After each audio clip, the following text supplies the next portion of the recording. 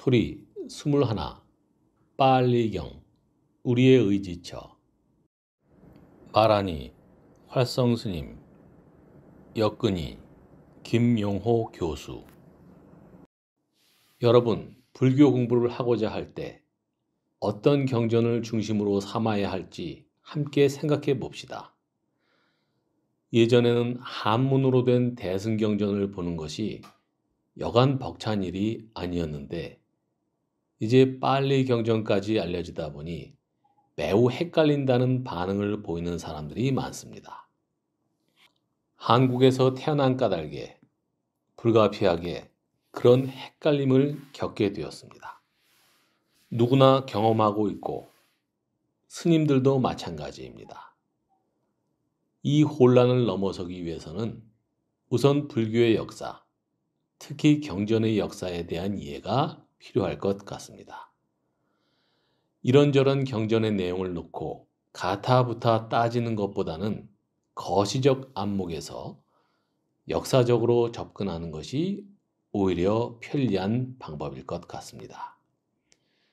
편견 없이 경전을 대하려면 불교의 역사가 어떻게 전개되어 왔는지, 그리고 오늘날 우리가 접하는 불교 경전이 어떤 역사적 흐름을 타고 내려온 것인지 대강이라도 알아두는 것이 도움이 될 것입니다. 빨리 경전은 부처님 돌아가신 후 얼마 되지 않아 제1차 결집을 통해 이루어집니다. 마 카사파 존자의 주도하에 경장은 아난다 존자가 구술하고 율장은 우빨리 존자가 구술했다고 합니다. 이후 빨리 경전은 아소카 왕 때 스리랑카에 전해집니다. 아소카 왕이 일찍이 어떤 지역에 총독으로 가 있었는데 그때 얻게 된 서출 아들 하나가 성장 후 출가해서 아소카 대왕 앞에 나타납니다. 아소카 왕은 승려가 된 아들을 스리랑카로 파견합니다. 그분이 마인다 스님입니다. 그리고 상까미따라는 딸도 있는데 그 딸도 스리랑카에 보냅니다. 그분이 보리수 나무를 처음으로 스리랑카에 전한 비군이지요. 이처럼 불교는 아소카 왕의 자녀들에 의해 스리랑카에 전해진 것입니다. 빨리 경전은 암송으로 구전되어 왔는데 그것이 문자로 기록된 것은 인도에서가 아니라 스리랑카에서입니다. 서기전 1세기, 즉 부처님 돌아가시고 500여 년이나 지나서 처음으로 문자로 옮겨졌습니다. 빨리 경전은 경률론 3장으로 구성되어 있습니다. 그중 부처님 가르침의 핵심이 들어있는 것이 경장입니다. 경장은 장부, 중부, 상응부, 증지부, 소부 등 5부로 구성되어 있습니다. 5 니까야입니다. 5 니까야 중에 첫 번째가 장부인데 비교적 길게 또 체계적으로 하신 말씀들의 모음입니다. 두 번째가 중부인데 이름처럼 장부보다 좀 짧은 경들을 담은 것입니다. 산중에 있는 수행자들에게 너무 번거롭지 않도록 꼭 필요한 것을 압축해서 담아 놓았다고 할 수 있습니다. 그래서 어떤 학자는 장부는 제가자들을 위한 법문이고 중부는 숲속에서 혼자 공부하는 수행자들을 위한 법문이라고 말하기도 하는데 반드시 그런 것만은 아닐 겁니다. 거기에 비하면 세 번째 상응부는 주제별로 짧은 글들을 모아놓은 경입니다. 예를 들어 니다나 쌍유타는 인연품, 즉 인연에 관한 이야기들인데 부처님이 45년간 설하신 법문 가운데 인연에 관한 이야기들을 모아놓은 것입니다. 쌍유따라는 말 자체가 함께 묶은 것, 상응한 것, 주제별로 모은 것이라는 말입니다. 그 다음 네 번째가 증지부입니다. 증지부는 법수에 따라 모은 것입니다. 하나의 모음에서 11의 모음까지 법수에 따라 부처님 말씀들을 모은 경이 증지부입니다. 예를 들어 사정근은 4의 모음에, 5개는 5의 모음에 들어있습니다. 이 네 가지 니까야에 대응하는 한역 아함경이 전해져 오는데 장아함은 장부에 대응하고 중아함은 중부에 대응합니다. 그리고 잡아함이 상응부에 해당되는데 여기서 잡은 주제별로 여러 가지를 모아 놓았다는 뜻입니다. 네 번째 증지부에 해당하는 것이 증일암입니다. 네 암은 5 니까야의 암 4가지와 구성면에서나 의제가 거의 같습니다. 그런데 암경과는 달리 빨리 경전에는 소부가 하나 더 있습니다. 소부는 15가지 경으로 이루어져 있지요. 여러분이 잘 아시는 법구경, 수타니빠따, 장로개송집, 장론이 개송집, 가문어, 여시여경, 본생담 등이 전부 소부에 들어있습니다. 이런 니까야 중에서 학자들 의견이 한결같이 일치하는 부분이 있는데 상응부, 특히 그 앞부분은 부처님 경전 중에 가장 오래되었다는 겁니다. 상응부가 가장 연조가 깊은 경이라는 점에는 이의가 없는 것 같습니다. 그 때문에 상응부를 중요시합니다. 어떤 분은 불교 경전 중의 경전이 상응부라고까지 말합니다. 그렇지만 불교 최고의 경으로 일컬어지는 수타니빠따를 포함하는 소부의 중요성도 간과되어서는 안 되겠습니다. 빨리는 원래 경전 그 자체를 가리키는 말이었는데 후에 경전 언어라는 뜻으로 바뀌게 되었습니다. 주석서가 아닌 본류, 본장, 본 텍스트로서 3장의 내용이 빨리입니다. 그러니까 빨리어라 하면 이 빨리를 전하는 경전 언어인 것입니다. 그런데 언어적 측면에서 지속되는 논쟁이 있습니다. 남방에서 주장하는 바로는 1차 결집부터 빨리어로 했다는 것이죠. 빨리어가 바로 부처님께서 생전에 쓰시고 마가다에서 1차 결집할 때 사용했던 언어다 라고 주장하고 있는 것입니다.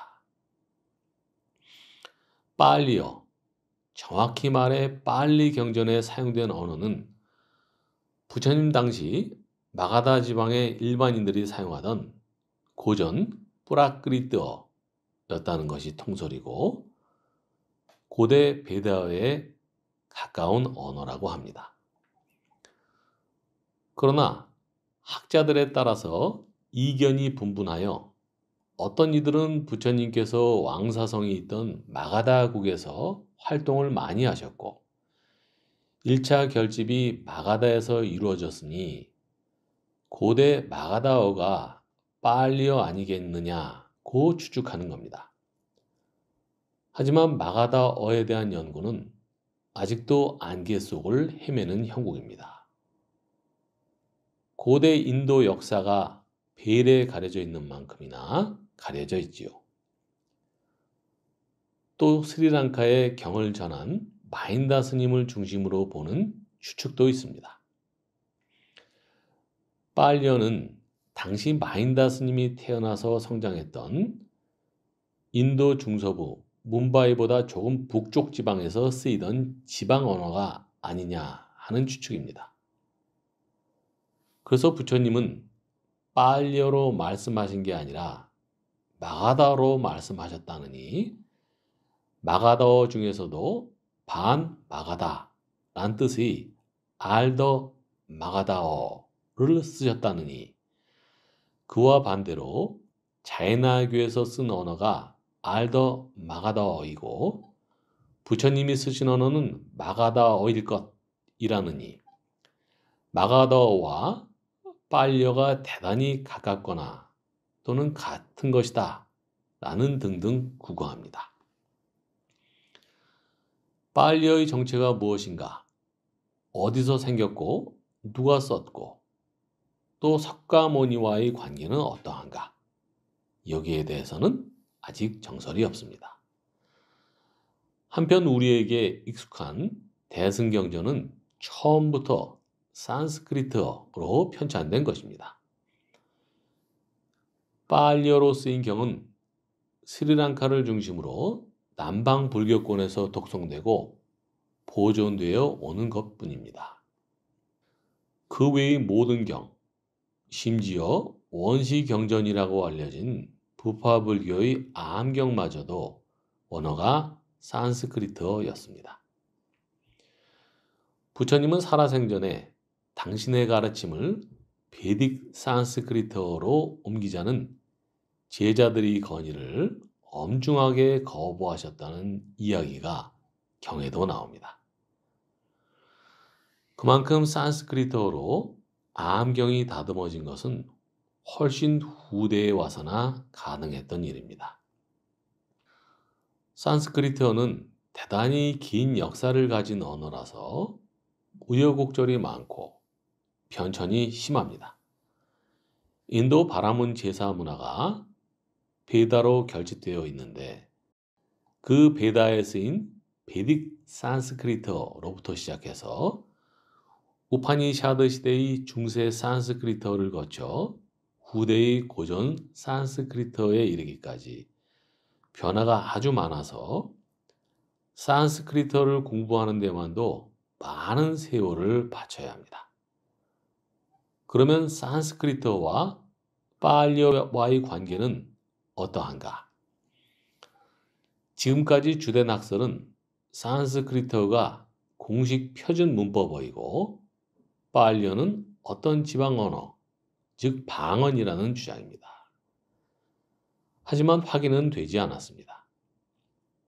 산스크리트어를 중심에 놓고 빨려를 지맥으로 보았기 때문에 빨려를 알려면 산스크리트어와의 관계부터 추적해 가야 한다는 생각이지요. 그래서 많은 분들이 빨려 공부를 하면서 산스크리트어도 함께 공부하고 있습니다. 그런데 저에게는 큰 궁금증이 있습니다. 빨려는 출발에서부터 불교와 불가분의 인연을 가진 특수한 언어가 아닐까 하는 생각입니다. 따라서 산스크리트어에 종속되는 곁가지가 아닌 독자성을 가지고 있는 언어가 아닐까 하는 겁니다. 나아가 나중에는 빨려가 오히려 파니니식 산스크리트어, 즉 고전 산스크리트어 조성에도 영향을 준 것이라는 학설도 있기 때문입니다.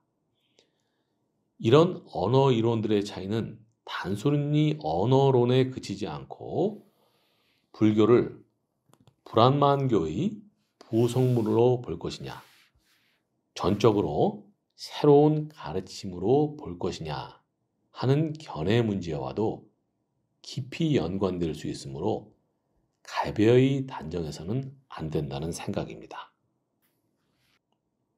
아소카 왕이 출연하여 부처님 법을 사바세계에 널리 전파함으로써 불교가 세계사적으로도 의미 있게 전개되기 시작했죠.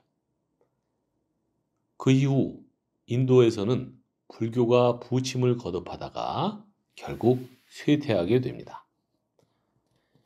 대신 스리랑카가 불교의 성지로 등장합니다. 마힌다 스님이 스리랑카에 불교를 처음 전한 것이 기원전 3세기 때의 일입니다. 스리랑카에 전래된 이후 순탄하게 발전을 거듭하던 불교는 기원전 1세기 후반에 인도 대륙에서 건너온 힌두교인 타밀 침략자들의 박해로 수많은 스님들이 목숨을 잃고 승가의 존립이 위태로운 지경까지 이르게 되었습니다. 빨리 3장도 그때까지 구전으로만 전승되어 왔는데 스님들의 숫자가 급격히 줄어들면서 경전을 암송하는 전통마저 위협받는 상황에 처하게 되기도 했습니다. 뿐만 아니라 스리랑카에 대승의 전통이 들어서기도 했지요. 대승불교 계통의 종파가 들어가서 기성의 상자부와 격심한 각축전을 벌이기도 했는데 이것이 유명한 대사파와 무해산사파의 갈등이지요. 큰 절이라는 뜻의 마위하라는 빨리 상자부 전통의 본거지였는데 이 대사파와는 달리 새롭게 들어온 대승계통의 무해산사파가 왕의 후원을 받아 절을 세우고 큰 세력을 얻어 격심한 경쟁이 벌어집니다. 무해산사파가 대승계니까 당연히 산스크리트어를 썼겠지요. 이 사건들은 빨리경 전통의 입장에서 볼 때 일종의 심각한 범난을 겪은 셈이 되겠습니다. 범난을 당할 때에는 스님들이 난을 피해서 겨우 연명하다 보니 공공연히 제자들도 못 만나고 법을 설할 기회도 없었겠지요. 경은 스님이 주관해 전해오는 것이었으니까 경이 일실될 위험도 그만큼 컸다는 얘기지요. 이런 시련을 겪으면서도 부처님의 가르침을 후대에 전해야 한다는 사명감으로 스님들이 빨리 3장을 가까스로 보존해낼 수 있었지요. 그 후 스리랑카 불교는 수행의 지침이 되는 경전이 있어야 수행도 가능하다는 점에서 경전 보존을 우선시하게 되었고 그러다 보니 교학에 큰 비중을 두게 되었습니다. 빨리경은 그 후 별다른 변고 없이 지금까지 온전히 전해져 오고 있습니다. 스리랑카에서 경을 문자로 새기는 시도도 일찍부터 시작되었습니다. 언제부턴가 스리랑카 사람들은 부처님 법이 끊어지지 않도록 잇는 중대한 역할을 우리가 맡아야 한다는 원을 세웠습니다. 대승불교권에서 말하는 성부라는 것도 중요하지만 더 중요한 것은 부처님 법이 끊어지지 않도록 보호하고 전승하는 데 있다고 생각하는 겁니다. 스리랑카 불교는 경을 받아 지녀 잊지 않고 기억하며 보존하고 또한 문자로 새기는 일을 최우선 임무로 삼아 총력을 기울이게 됩니다. 그것이 스리랑카 불교의 특색을 결정짓게 되었지요. 스리랑카에서는 경을 유지해야 한다는 사명감이 대단히 강해서 승가뿐만 아니라 일반 국민들의 의식 속에도 깊이 박혀 있습니다. 한때 타밀족이 수도까지 정복하여 싱할라족을 지배한 일도 있었지요. 당시 싱할라 정치 지도자들이나 군인들이 아무리 독립운동을 부르짖어도 국민들이 호응도 하지 않고 단결이 잘 되지 않았습니다. 그때 국민들을 규합한 방법이 무엇인가 하면 부처님 정법을 수호해야 한다. 아니면 이 법이 끊어진다. 호소하는 것이었습니다. 이 호소가 통하여 국민들을 다시 규합할 수 있었습니다. 이처럼 빨리경을 보존하겠다는 사명감은 스리랑카 사람들에게 오래된 전통으로 이어지고 있습니다. 오늘날 태국, 미얀마, 캄보디아, 라오스 같은 나라들의 불교 경전은 모두 스리랑카에서 간 빨리경입니다. 인도에서 간 게 아닙니다. 그렇듯 스리랑카는 빨리 경전을 보호하기 위하여 역사적으로 아주 독특한 역할을 맡아서 잘 수행해 왔습니다. 그 덕분에 빨리 불교가 지구상에서 사라지지 않았습니다. 그뿐 아니라 오늘날 불교가 세계화되는 발판이 되었습니다. 마치 못에 돌을 던지면 물태가 번져 나가듯이 불교도 탄생 이래 수차례에 걸쳐 확산의 과정을 거쳐왔습니다. 부처님이 던지신 불법의 물결이 넓게 퍼져왔는데 오늘날은 더욱 널리 그리고 활발하게 퍼져나가는 새로운 단계에 도달하였습니다. 부처님이 처음 만드신 법은 인도 전역에 전파되고 다시 동남아 그리고 서역으로 번졌고 마침내는 중국에까지 퍼져나갔습니다. 인도와 인도 주변을 포함하는 인도 문화권에 퍼진 것이 1차 전파입니다. 이때 인도로부터 퍼져나간 빨리경이 스리랑카에서 보존됩니다. 다음으로는 인도 문화권을 벗어나 중국이라는 전혀 다른 문화권에까지 들어가 큰 영향을 미쳤습니다. 세월은 많이 걸렸고 애로도 많았지만 중국에서 대승경전을 중심으로 한 8만 대장경까지 갖추게 되었습니다. 제2단계의 전파입니다. 다시 천여 년이 지나서 인연은 묘하지만 유럽에까지 불교가 들어가 역경사업을 일으켰습니다. 이것이 제3단계의 물결이라 하겠습니다. 영국은 스리랑카와 인도를 점령할 걸 계기로 오히려 불교의 세례를 받게 되었습니다.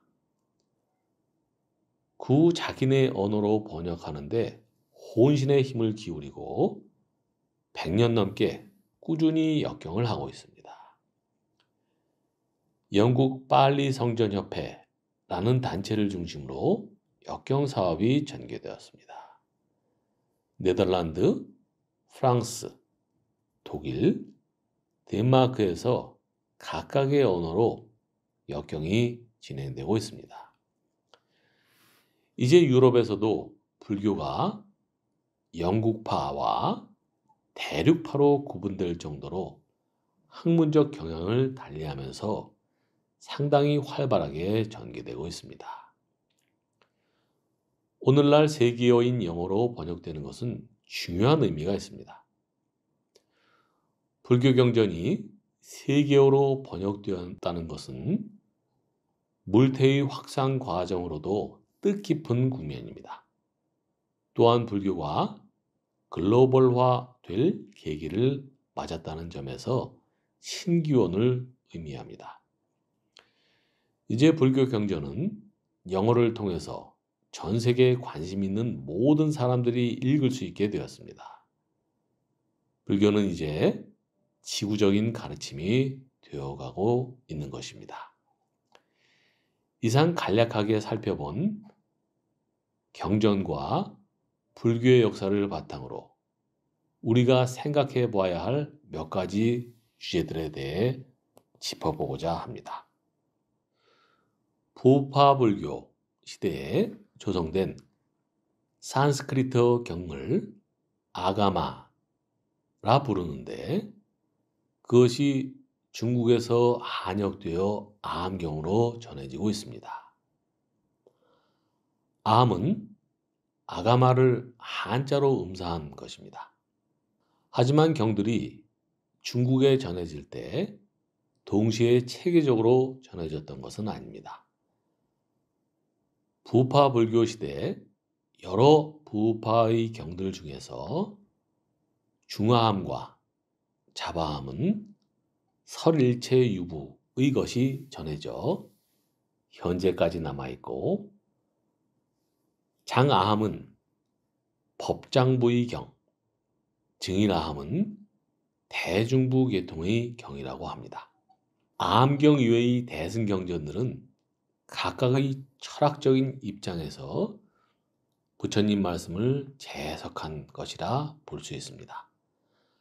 반야부, 방등부, 화엄부, 법화부 등에 실린 경은 그 양도 방대하고 다양합니다. 가령 반야경 하면 한 가지가 아니고 반야부 경들이 참 많습니다. 중국의 법화경 번역본만 해도 여러 가지가 있지요. 이처럼 대승경전들이 후기 밀교 계통을 포함하여 수없이 많은데 크게 나누면 대여섯 그룹입니다. 대승불교에서는 아함부를 그런 큰 그룹의 하나로서 본다는 겁니다. 아함경은 인도에서 전해진 원본은 남아있지 않고 한문으로 번역된 것만 있습니다. 아함은 일반 명사처럼 써서 빨려로 쓰여진 남전대장경까지도 아함경이라 부르는 경우도 있습니다. 중국의 대승불교가 경들을 분류하면서 아함경 그룹을 세웠으니까 빨리경도 이 아함경에 편입시켰지요. 그렇다면 이 아함경과 빨리경은 어떤 차이가 있는가? 아함경은 다른 대승경전들에 비하면 빨리경과 거의 같은 경이라 할 만큼 유사합니다. 두 경이 부처님 살아생전의 말씀들을 나름대로 지켜온 것이어서 문학적으로 각색하거나 그다지 가필한 것은 아니니까 비교적 비슷합니다. 그렇긴 해도 자세히 보면 상당한 차이가 있습니다. 구성면에서도 앞서 이야기했듯이 아함부는 장아함, 중아함, 자바함, 증인아함 네 아함만 전해옵니다. 반면 빨리경은 소부를 포함하여 5니까야가 전해옵니다. 내용면에서도 꽤나 차이점이 있는 걸 보아 아함경이 빨리경에서 직접 번역된 것은 아니라는 사실이 분명해 보입니다. 중국이 처음 불교를 수행할 때는 42장경이나 아함경도 소개되었습니다. 아함경이 역경은 되었습니다만 원력을 가지고 아함경에 주력하여 설하시는 분들은 별로 없었습니다. 역경한 사람들이 정말 전하고 싶었던 것은 부처님 원음이 담긴 초기 경전이라기보다 대승경전이었다고 봅니다. 여기에는 여러 가지 연유가 있겠으나 무엇보다 중국 문화의 특성도 많이 작용했겠지요. 중국은 전통적으로 유교와 도교를 양축으로 삼아온 문화입니다. 그런데 유교는 현실 중심적이어서 초탈한 맛이 적고, 도교는 초탈한 맛은 있는데 체계성이 적지요. 인격 완성을 도모하는 유교 수행법과 무의자연을 추구하는 도교 수행법이 전혀 다르다는 것이 중국인들의 최대 고뇌이었다고 할 수 있죠. 그러다가 새로 들어온 불교가 유교의 답답함도 풀어주고 도교의 비체계성, 비단계성도 풀어줄 수 있었습니다. 중국에서 불교를 받아들이게 된 것은 무엇보다 불교의 체계적 수행법이 있었기 때문입니다. 유교나 도교나 제각각 불교를 많이 흡수했습니다. 유교는 유교대로, 도교는 도교대로 불교를 흡수해 자기네 수행 방법의 기축으로 삼았던 것 같습니다. 선종이나 성리학 등은 불교라는 충격을 중국인들이 창조적으로 수용한 결과물인 셈입니다. 마침내 불교가 수용되고 나서 중국 지식인들은 유교, 불교, 도교, 삼교를 통합하여 한 몸에 지니는 것을 전통으로 삼게 되었습니다. 중국은 일부 예를 제외하면 주로 비단기를 통해서 불교를 수용했습니다. 서역을 통해서 들어왔다는 것인데 당시 서역 사정을 보면 초기에는 설일체 유부가 성했습니다. 세친보살도 설일체 유부에 입문했다가 구사론을 쓴 이후 입장을 바꾸어 대승적인 유식으로 넘어가지요. 이런 세친보살의 변화가 의미하는 바는 많겠지만 언어의 면도 무시할 수 없다고 봅니다. 만일 유부가 산스크리트어를 쓰지 않고 빨려를 썼다면 세친보살의 입장이 그리 쉽게 바뀔 수 있었을까요? 서역에서 설일체 유부가 성하다가 그 다음에는 대승이 성하게 됩니다. 바로 그 대승이 성할 때 서역의 대승학자들이 중국에 와서 역경을 해준 것입니다. 게다가 대승경전도 어느 한 시대에 한꺼번에 들어온 게 아닙니다. 거의 1000년 세월에 걸쳐서 분산되어 들어옵니다. 인도에서 중국으로 대승경전이 들어올 때마다 그때그때 베스트셀러가 되면서 낙양의 지가를 올려주었다고 하지요. 중국 천태종 개조인 즈의 천태대사는 불교 교학을 중국화한 대단히 창조적인 분입니다.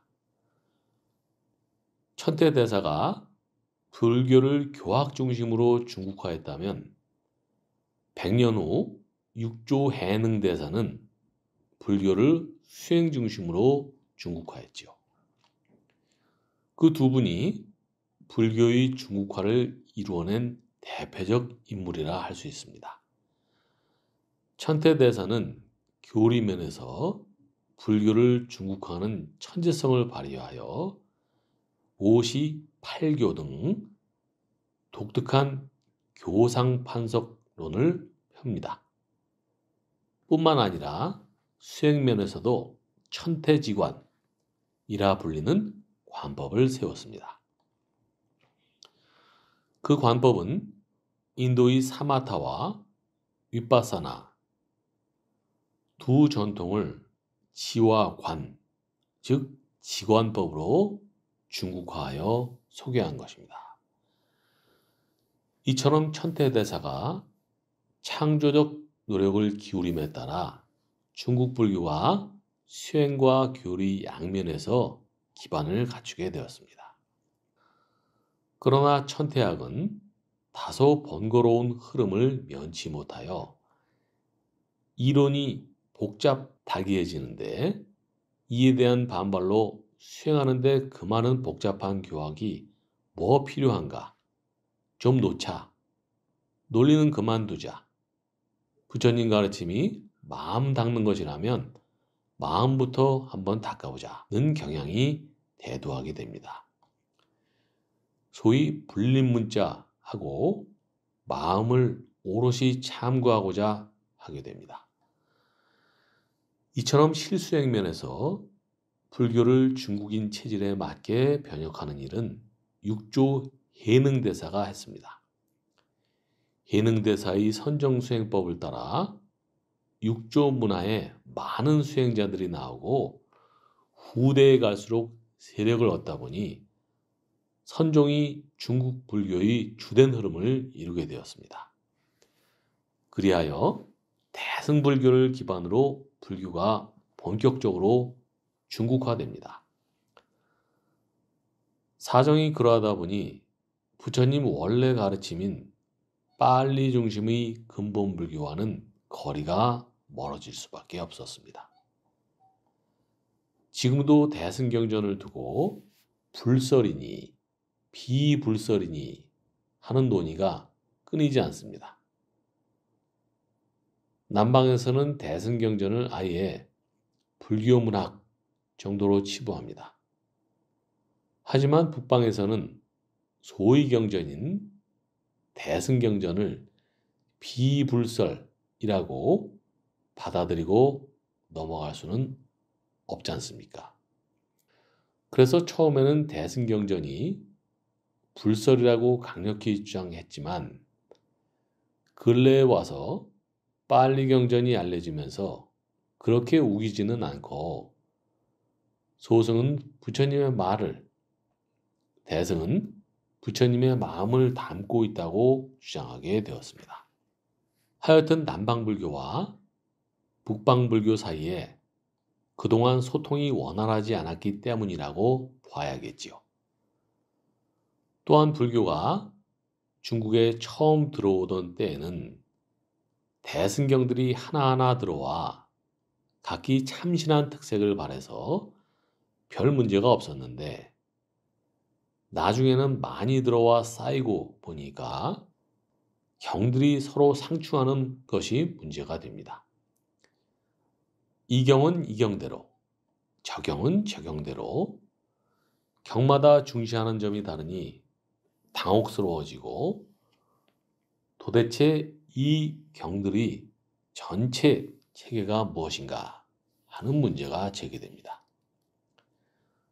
천태 대사 같은 분이 이런 문제를 풀어보고자 오시, 팔교론을 펴는 등 나름대로 일정한 체계를 부여하고자 애를 많이 썼지요. 그러나 일관성 없는 경들이 많이 쌓이는 수용기를 혼란 속에 보내던 중국인들이 역경 단계를 넘어 불교 수행법을 익히는 단계에 들어가면서 선종이 일어나게 되었던 것입니다. 그 복잡한 얘기 일일이 알 필요 없다. 마음 하나 보면 되는데 무슨 책을 볼 필요 있는가? 경은 덮어버려라. 이렇게 됩니다. 직지인심, 교회별전이라는 말이 나옵니다.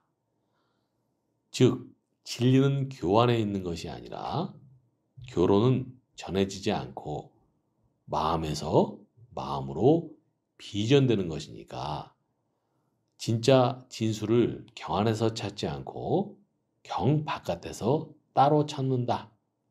이런 식이 된 겁니다. 예로부터 중국 사람들이 책을 좋아하여 서책을 대하는 태도가 매우 진지했는데 그 귀중한 경서들이 복잡하여 총잡을 수 없으니 큰 문제였고 마침내는 경을 덮기에 이르는 거지요. 그런데 경을 덮기는 하였지만 선지식이 제자를 곁에 두고 직접 지도를 했습니다. 제자와 함께 생활하면서 공부시키니까 행동 하나하나가 그대로 여법해서 기울이고 선정 공부고 조금이라도 잘못되면 그대로 경책을 하고 바로 잡아주었죠. 그런 전통 때문에 선종이 성할 수 있었습니다. 마침내 중국화한 대승불교가 한국과 일본에까지 전파되면서 불교의 아시아 북방 전파가 완성됩니다. 어떤 문화권에서든 외부로부터 불교를 받아들일 때는 자기네 문화에 맞추어 격의 불교를 만들어 가게 됩니다. 격의 불교란 그 문화가 기왕에 갖고 있던 자기네 가치 체계와 언어로 새로 들어온 외래 불교를 이해하려는 노력을 말합니다. 예를 들어 중국을 봅시다. 중국인들에게 인도는 생판 다른 문화인데 불교를 이해하기가 쉽지 않지요. 그런데 가만 보니까 노자와 장자가 쓰던 도교의 어휘들이 불교와 대단히 유사하여 처음에 불교를 수용하는 과정에서 도교의 언어로서 불교를 해석하고 이해하려는 노력이 대대적으로 일어납니다. 그때의 불교를 격의 불교라 합니다. 오늘날 서양에서 불교를 이해하는 데에도 일종의 격의 불교가 일어나고 있습니다. 서양에서 자기네들이 써왔던 신학적, 철학적, 심리학적, 과학적 용어로 불교를 이해하려는 노력을 하고 있는데 이 역시 서양판 격의 불교라 할 수 있습니다. 한국 불교는 중국판 격의 불교를 한국판으로 바꾸면서 수용을 했습니다. 한국의 토양과 세계관이 있으니까 어차피 다소가는 격의 불교가 되기 마련입니다. 이처럼 격의에 의해 불교를 이해하려는 노력은 어디서든 불교 수용의 초기 단계에서 나타납니다. 역사적으로 볼 때 격의 불교는 필연적이라 할 수 있겠지만 한편으로는 부처님 원음에서 멀어지는 위험성도 내포하고 있습니다. 불교의 토착화에도 역시 부처님 원음에서 멀어지는 위험성 문제가 생깁니다. 보통은 인도에서 불교가 없어졌다고들 합니다. 역사적으로 또 외형적으로는 맞는 말입니다만 다른 측면에서 보면 불교는 인도에 살아있다고 할 수 있습니다. 인도에는 원래 바라문교가 있었고 그것이 그네들이 가슴에 새겨진 기본 정서입니다. 그런데 불교라는 대단히 지성적이고 보편적이고 합리적인 가르침, 즉 머리의 가르침이 나왔습니다. 세월이 지나면서 인도인들은 자기네 방식으로 머리와 가슴의 조화를 이루는 작업을 합니다. 불교를 인도 토착 종교와 융합시켜서 가슴 편안하게 안주할 불교 토착화를 이루려 들게 되고 그것이 힌두교로 나타난 겁니다. 그 이전의 바라문교가 불교와 대립되는 가르침의 체계였다면 힌두교는 불교와 바라문교를 융합한 체계입니다. 인도에서 외형상 불교 자체의 모습은 사라졌지만 불교가 힌두교 속에 녹아들어간 겁니다. 불교가 없어진 것이 아니고 인도 원래의 정서에 맞게끔 토착화되다 보니 힌두교라는 이름으로 변형되었다고 볼 수 있습니다. 힌두교에서는 지금도 부처님을 비슈누의 제7 화신이라고 합니다. 말하자면 부처님을 배격하거나 뿌리 뽑은 것이 아니고 자기네들의 대중적 안목에 편하게 수용되도록 적당히 왜곡한 겁니다.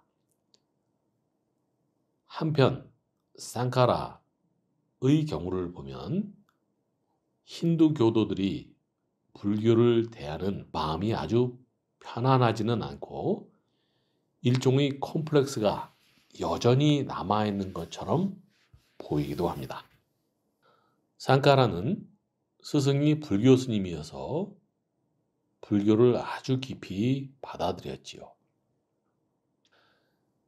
그 때문에 힌두교의 완성자인데도 불구하고 그는 후대의 힌두 학자들로부터 상카라는 힌두 의상을 입은 불자다 라는 비난을 받습니다.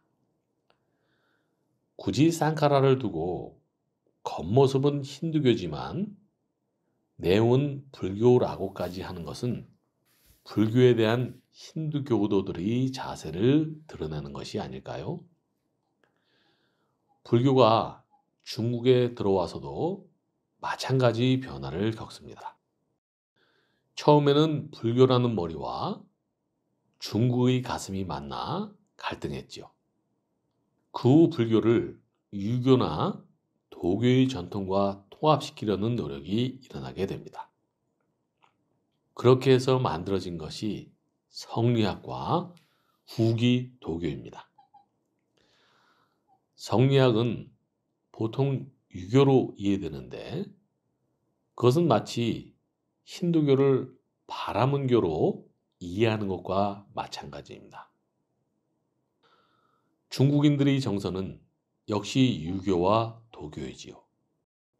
그런데 불교를 몇백 년간 공부하여 어느 정도 터득하다 보니 이것을 내 것으로 만들어 마음 편안하게 누려야겠다고 원래 있던 유교의 틀에다가 불교를 융합시킵니다. 이때 가치관은 불교에 두고 언어는 유교에 둡니다. 중국이 받아들인 불교의 영향이 성리학의 틀로 나타났다고 볼 수 있습니다. 어쨌든 성리학이 이야기하려는 것, 성리학의 세계관은 그대로 불교와 통합니다. 그러나 언어는 전부 유교여서 외관상 불교는 배제되는 모습을 띱니다. 성리학의 대학자들이 모두 불교 사찰에 들어와 수행을 해서 나름대로 한 소식을 했던 도인들입니다. 주자도 그랬고 정호, 정희, 형제도 모두 절에서 공부했던 분들입니다. 한국의 대표적 성리학자였던 퇴계 이황과 율곡 이희도 젊은 시절에 불교에 많은 관심을 기울였다고 하지요. 마찬가지로 성리학도 불교 머리를 가진 중국 사람이 중국인의 가슴에 가 닿게끔 언어를 유교적으로 재조정한 것입니다. 불교의 핵심 사상이 중도인데 중국의 사서 중에 중용이라는 책이 있지요. 사서는 오경을 읽는 지침서인지라 사서, 즉 중도의 눈으로 오경을 보라고 가르치는 셈이 됩니다. 그것이 성리학의 기본 체계가 아닐까 추측해 봅니다. 이처럼 인도도 중국도 불교의 토착화 과정이 유사하게 진행되었습니다. 불교는 지혜의 가르침이니까 처음에는 불교의 원음이 머리로 파고 들어갑니다. 하지만 인간은 머리만으로는 살 수 없어서 언젠가는 그것을 가슴의 언어로 바꿉니다. 머리의 언어에서 가슴의 언어로 바뀌면서 체계도 바뀌어집니다. 전 세계적으로 그런 과정이 전개되어 왔는데 그것이 진리의 숙명이기도 합니다. 진리 그 자체는 딱딱하고 소화불량증을 일으키기 때문에 중생들에게 부담스럽습니다. 그런 대중에게 접근하기 위해서 그 지역의 특수성과 토착 문화에 불교를 접목하려는 시도가 광범위하게 이루어집니다. 고급 문화가 대중과 접하려면 토착화가 되지 않으면 안 됩니다. 불교도 토착 문화와 접목하는 건 필연적입니다. 아마 유럽에서도 불교가 토착화되는 현상이 언젠가 본격적으로 나타날 겁니다. 인도의 힌두교, 중국의 성리학과 같은 현상이 유럽에서도 나타날 것이고 토착화 과정을 거치는 동안 수행 방법도 자연히 현지화하겠지요. 불교의 토착화, 그것이 불교로서는 위기이기도 합니다. 토착화하는 과정에서 불법의 핵심이 변질될 위험이 커지기 때문입니다. 진리는 시공을 초월하는데 토착화는 그 공간과 시간에 구애될 수밖에 없습니다. 진리가 심하게 토착화되면 보편성을 갖지 못하고 그 시공을 벗어나면 아무 힘이 없어집니다. 토착화를 통해 특정 시간과 공간이 깊이 접목되면 그 특수성만 남고 진리의 보편성을 상실하는 거지요. 진리의 가르침인 불교도 토착화의 위험성을 피할 수 없습니다. 그것이 불교 확산 과정에서 일어나는 가장 큰 위험입니다. 그러니까 이 과정에서 눈을 크게 뜨고 살펴서 진리의 왜곡을 막자는 노력도 당연히 일어나기 마련입니다. 불교 토착화에서 생기는 위험을 보고 부처님 원음을 되살리려는 끊임없는 노력이 불교 역사의 필연적인 양상이라고 하겠습니다. 앞서 본 바와 같이 부처님 인멸 100여 년 후 부파 불교가 생기면서부터 경전을 해석하는 다양한 입장들이 등장하게 되고 그것이 중국으로 들어가게 됩니다. 중국 선종에서 일단 경을 덮어라 라고 한 것은 어떤 측면에서 보면 수많은 경과 논서에 매몰되지 말고 부처님 근본 가르침으로 돌아가고자 하는 태도로 읽힐 수도 있겠습니다. 중국 선종이 경에 대해 가진 이러한 독특한 태도는 오늘날에도 주목할 만한 의미가 있다고 봅니다. 은연중에 8만대장경 다 읽고 또 무수하게 나온 해설서 많이 읽을수록 불교 체계에 제대로 접근할 수 있을 것이라고 생각하는 사람들이 있습니다. 하지만 그러한 태도는 부처님이 정말 원치 않으셨던 것입니다. 부처님은 대기설법을 하셨는데 만나는 사람마다 그때그때 근기에 맞게 필요한 법문을 하셨습니다. 그 법문 한마디에 대오한 각자들이 많이 나오지 않았습니까? 그 사람들이 언제 8만 대장경을 읽었습니까? 부처님은 법을 많이 배우고 많이 말하기보다 단 하나의 개송만 기억할지라도 법을 몸으로 체득하고 온전히 이해하는 것이 중요하다고 말씀하셨습니다. 부처님이 하신 법문들을 전부 보관한 것이 빨리 3장입니다. 부처님 말씀 어느 하나도 소홀히 하지 않으려는 노력이 거기에 담겨 있습니다. 중생의 근기가 참으로 다양하기 때문에 그 다양한 사람들 근기에 따라 법문도 다양해질 수밖에 없지요. 마치 수없이 많은 그릇에 물을 담아 놓으면 그릇마다 달을 비추어 내듯이 하나하나의 경 안에 부처님 가르침의 핵심이 오롯이 담겨 있습니다. 따라서 단 하나의 개송만일지라도 그 안의 진리를 온전하게 체득하는 것이 무엇보다 중요합니다. 빨리경 모두가 그러한 것임을 알고 공부길에 나서야 하겠습니다.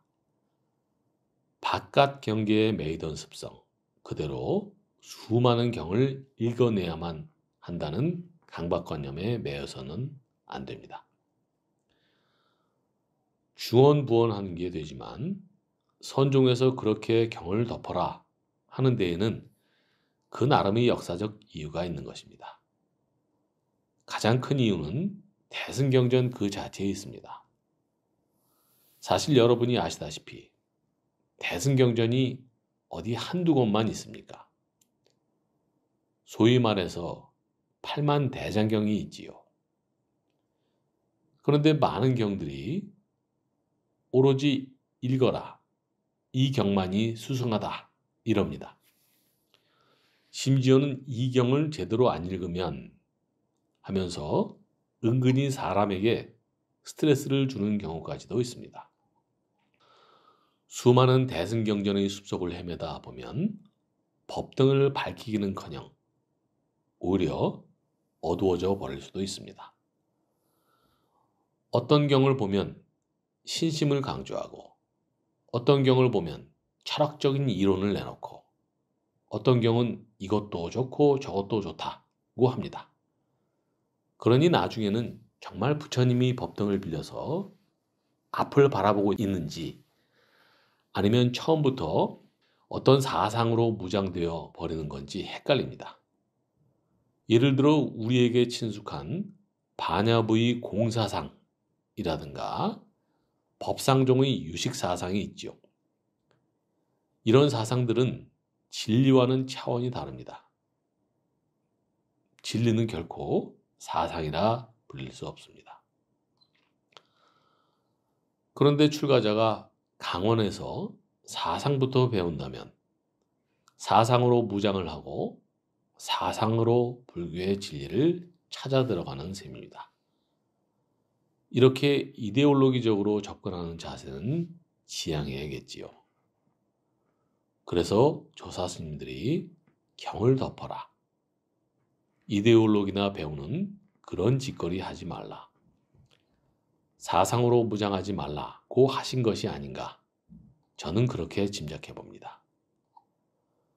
한편 대승경전 중에 초기에 해당하는 경전이 반야부인데, 그 반야부 경전이 나온 것도 부처님 돌아가시고 무려 500여 년이나 지난 후의 일입니다.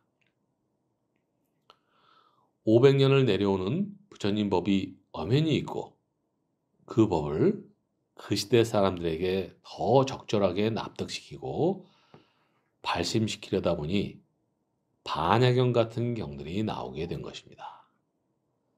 반야경은 기왕에 전해져온 부처님 근본 가르침을 어떻게 이해하고 어떻게 해석할 것인가를 담아낸 것으로 보아야 하겠습니다.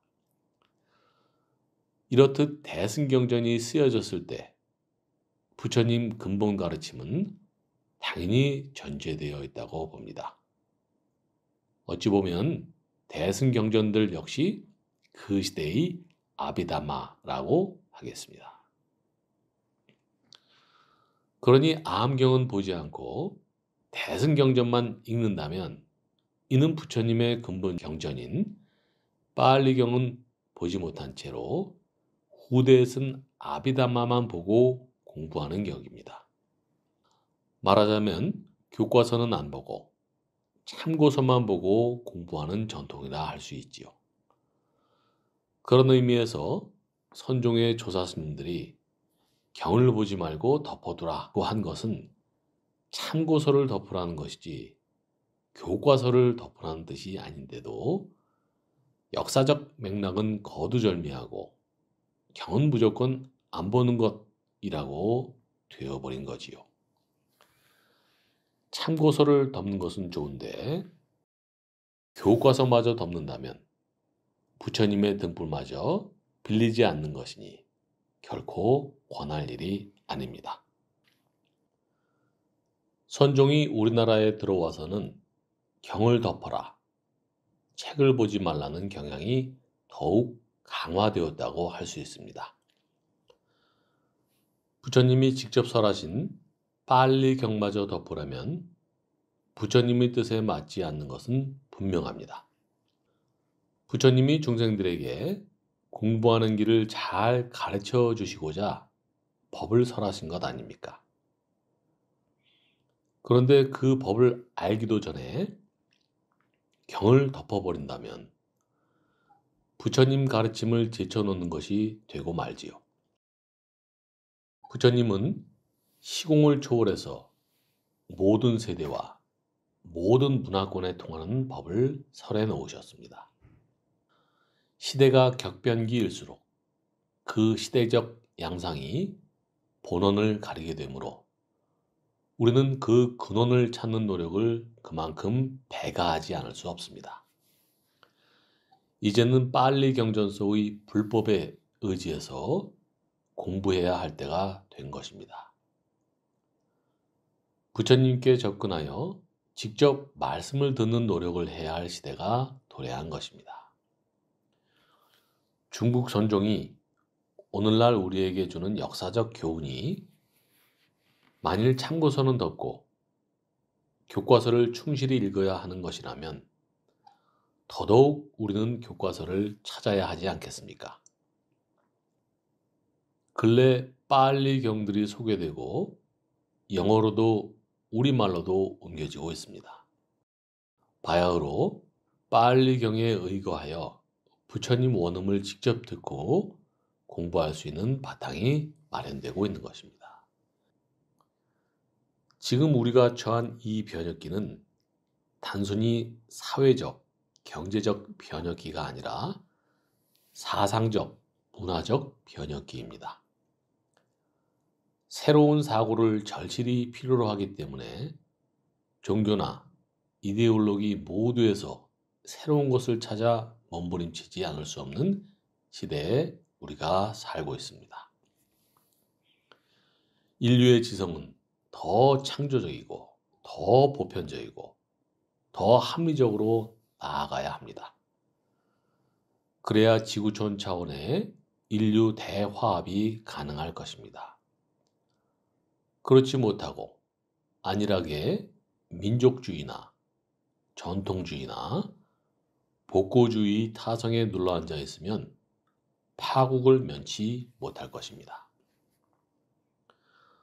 불교도 만일 하나의 종교로서 근본주의로 돌아가려 한다면 실패하기 마련입니다. 그러나 다행히도 불교는 종교가 아닙니다.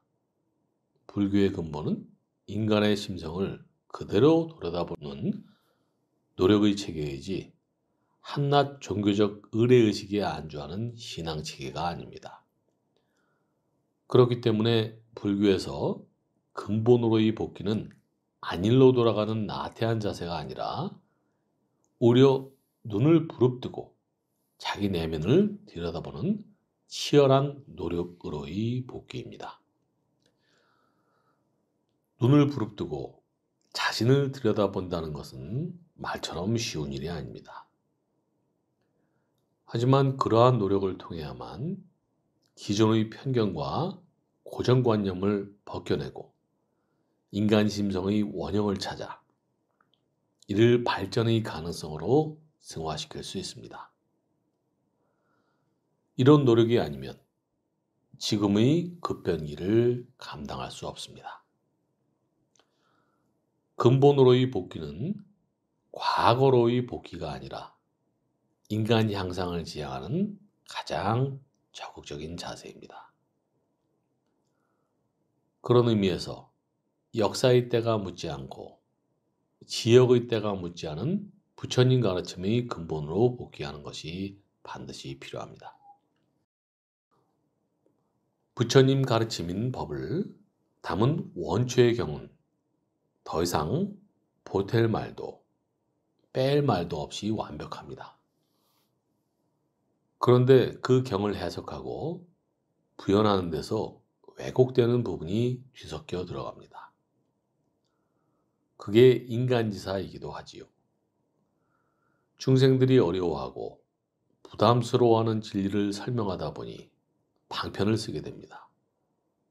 방편을 많이 쓰다 보면 나중에는 본래 의도는 어디 가버리고 방편만 남습니다. 새로운 것을 요구하는 이 시대에 와서 사회 조직들도 잔가지와 군살 다 빼고 능률적이고 체계적인 새 모습으로 살아남으려고 애씁니다. 그렇듯이 우리 불교도 덕지덕지 붙어있는 왜곡된 잔가지와 군더더기 살을 많이 빼야 되겠지요.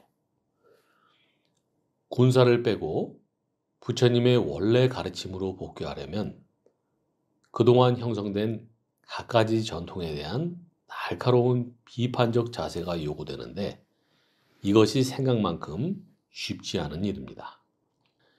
예를 들어 경에 보면 비구니 담마딘나가 부처님 가르침의 핵심인 팔정도를 개정해 사막으로 풀었습니다. 부처님이 팔정도를 바른 견해, 바른 사유, 바른 말, 바른 행위, 바른 생계, 바른 노력, 바른 마음 챙김, 바른 집중으로 말씀하셨습니다. 그런데 개정해 사막으로 줄인 것이 그 후에 일반적 경향이 되어버렸습니다. 팔정도 8항목에 비하면 개정의 사막은 간단 명료해서 좋아 보이지요. 그러나 사막은 사막대로, 팔정도는 팔정도대로 용처가 다릅니다. 왜 부처님이 굳이 8항목을 말씀하셨겠습니까? 부처님은 방편적 이해가 그런 식으로 나올 것을 예상하셔서 팔정도를 사성제에 넣으셨습니다. 사성제는 진리입니다. 연기도 진리 반열에 들지만 그러나 12연기를 부처님이 진리라고 규정하신 적이 없습니다. 하지만 팔정도는 초전법륜경에서부터 진리로 딱 못을 받고 계십니다. 그에 비하면 개정의 사막은 진리로 나아가기 위한 장치입니다. 따라서 팔정도와 사막을 동일시해서는 안 될 것입니다. 제일인 사리푸타 존자의 이해도 그러합니다. 한 번은 브라만 다난자니의 임종자리에 사리푸타 존자가 방문했는데 존자는 브라만들은 범천에 다시 태어나기를 바란다고 생각하고 죽어가는 사람이 범천에 이르도록 자비희사의 사무량심을 설했지요.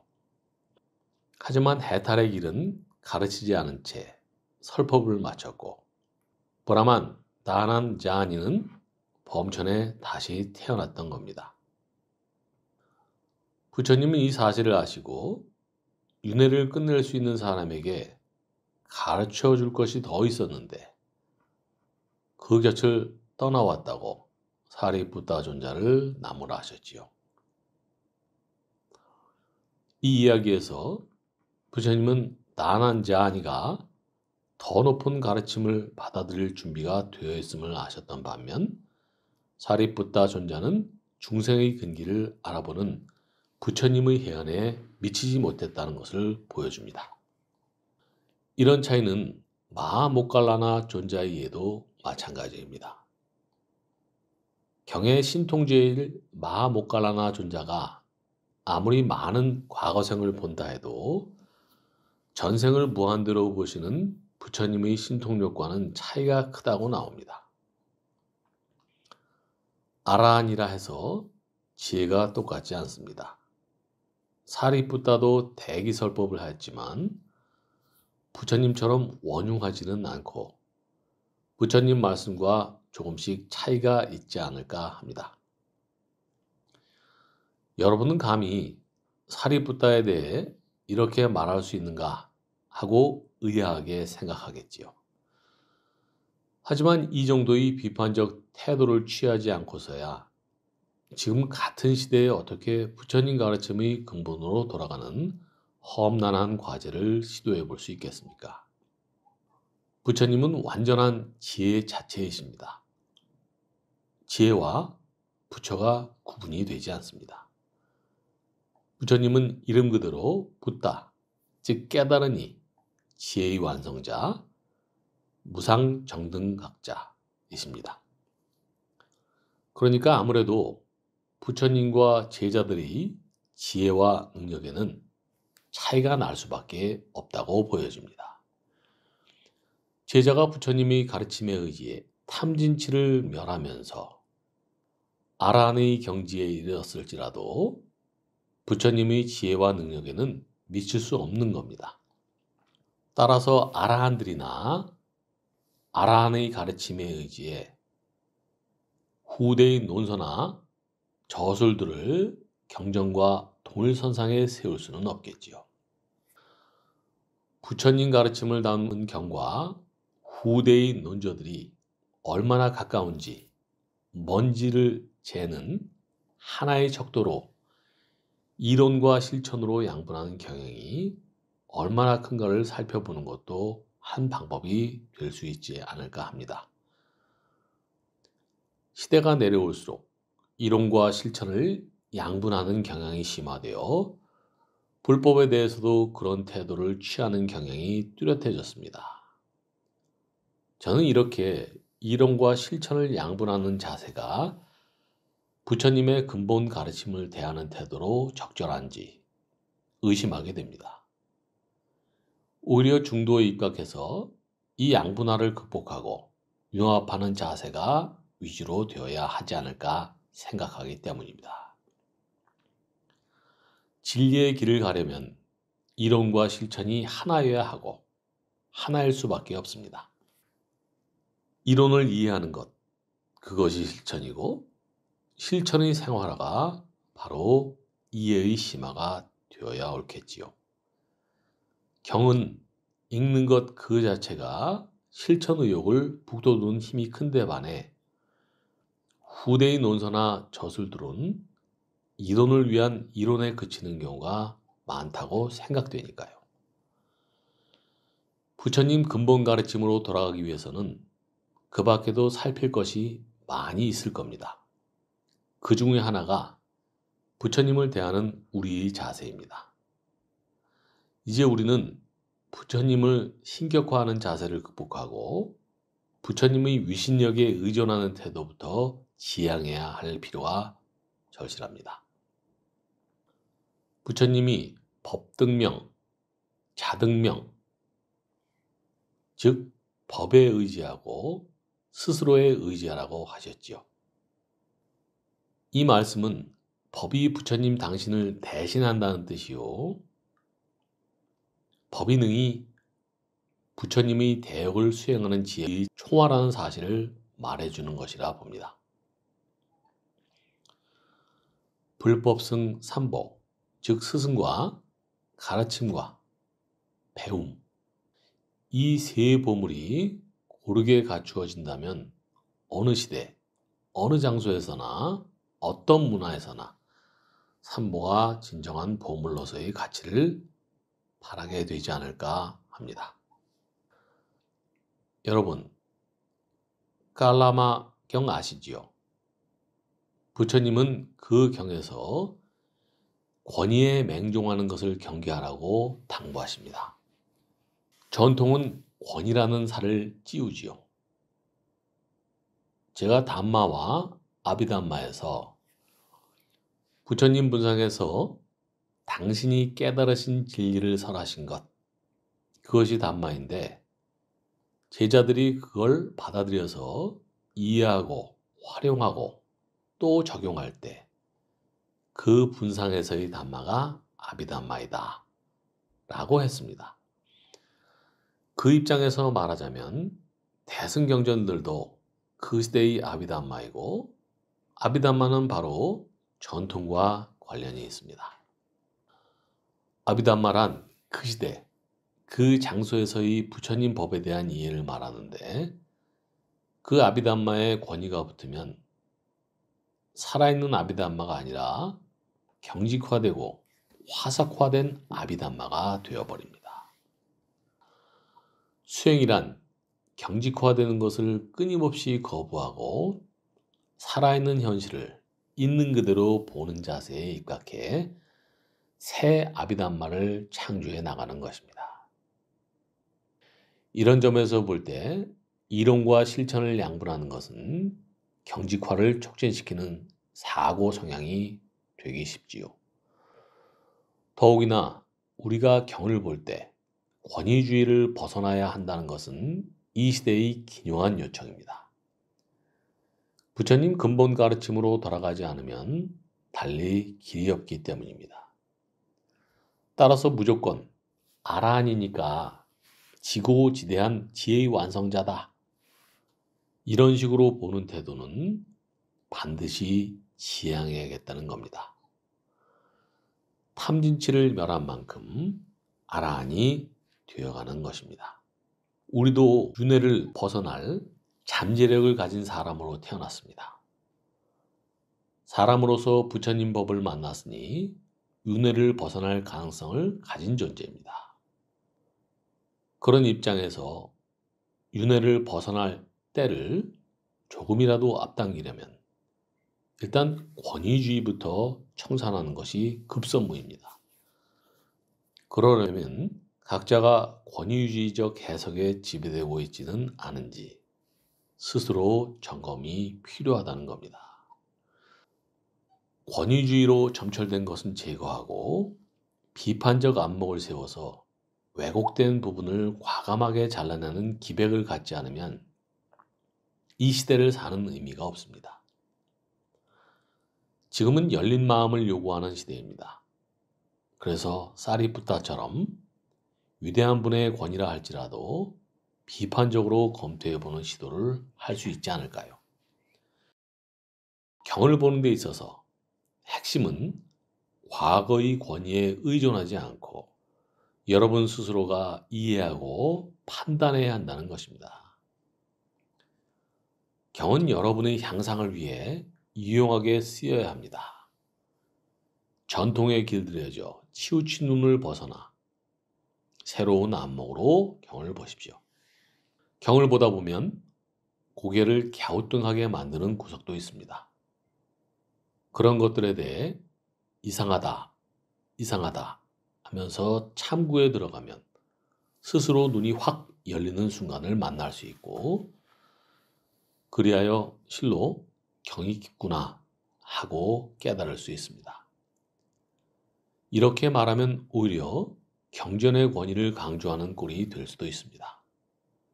경이 깊다니 도대체 얼마나 깊다는 것인가? 근거 없이 깊다는 말을 하는 것이 아닙니다. 구체적 예를 들겠습니다. 중국에서 세계는 천하입니다. 사방천하가 그들의 우주입니다. 거기에다 태상노궁과 옥황상제 같은 권위가 설정되어 엉성하게나마 중국식의 우주관을 형성합니다. 평면적 세계관이라 할 만큼 우주관으로서 갖추어야 할 입체적 측면에서 너무나 어설픈 우주관에서 그치고 맙니다. 서양의 우주관 역시 요즘 신과학이나 양자과학에서 말하는 극대화, 극미의 우주, 다크메타, 다크에너지와 다중 우주론 등을 논하고 있습니다. 이 서양의 다중 우주론과 다차원 세계관 등은 호방한 우주관을 지향하는 느낌을 주지만 물질적 세계관에서 벗어나지 못해 오히려 좁고 얕은 감이 있습니다. 요즘 명상문화를 도입, 이에 편승하여 이 문제를 극복하려 노력하고 있는 조짐은 보이나 오히려 힐링에 치중하는 듯하여 아직도 제대로 방향을 잡지 못해 우주관이 제공해야 할 기본적 가치관 형성은 가능할런지 미지수입니다. 특히나 서양의 우주관은 그 속에 인간의 위치가 불분명합니다. 인간과 유래된 우주관은 아무리 정교하고 과학적으로 다듬어진다 해도 인간이 필요로 하는 안정감과 편안함을 제공하지 못하는 한 그 기본적 약점을 과연 해결할 수 있을까요? 이에 비해 불교의 우주관은 인간 중심의 우주관입니다. 불교의 세계관은 인성의 세계관, 윤리 중심의 세계관입니다. 구체적으로는 욕계, 색계, 무색계의 3계론입니다.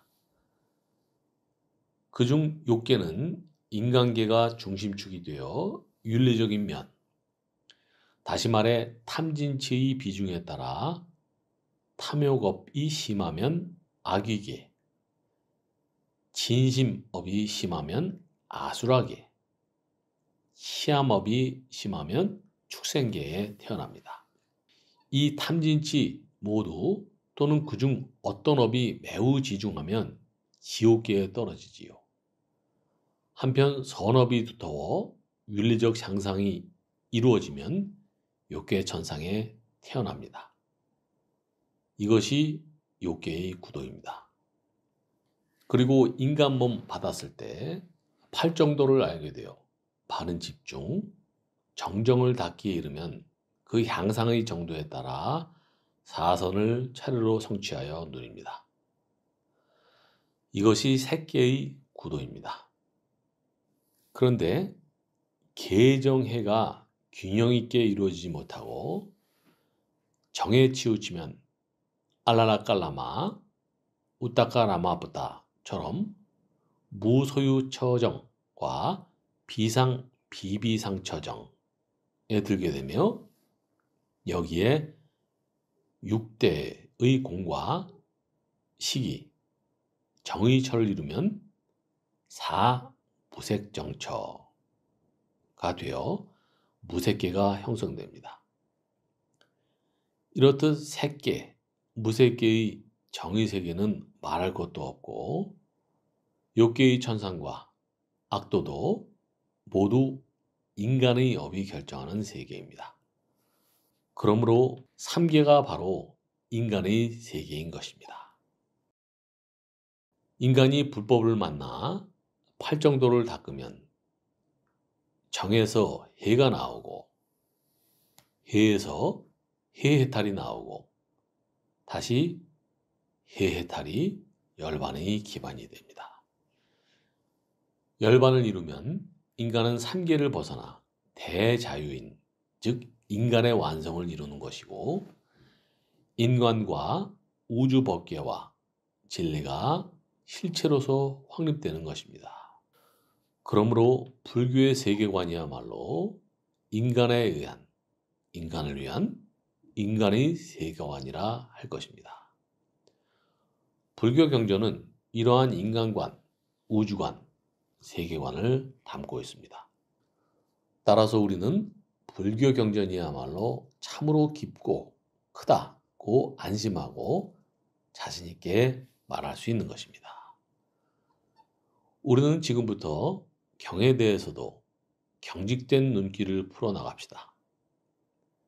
경을 숭배처로 삼기보다는 버처럼 편안한 의시처, 즉 섬으로 삼자는 겁니다. 물에 빠져 헐떡거리며 고생하다 섬에 올라서면 얼마나 편안합니까? 그처럼 불법을 안전한 장소로 대하자는 것입니다. 그 섬은 어머니 품보다 넓고 아량도 커서 거기에다 대고 어리광을 부려도 되고 내 나름대로 도전을 해봐도 됩니다. 그래도 부처님 법은 변함없이 여야 합니다. 여러분, 부디 부처님 근본 가르침인 빨리경을 편안한 도반으로 벗으로 삼고 의지해서 향상을 이룩해내기 바랍니다.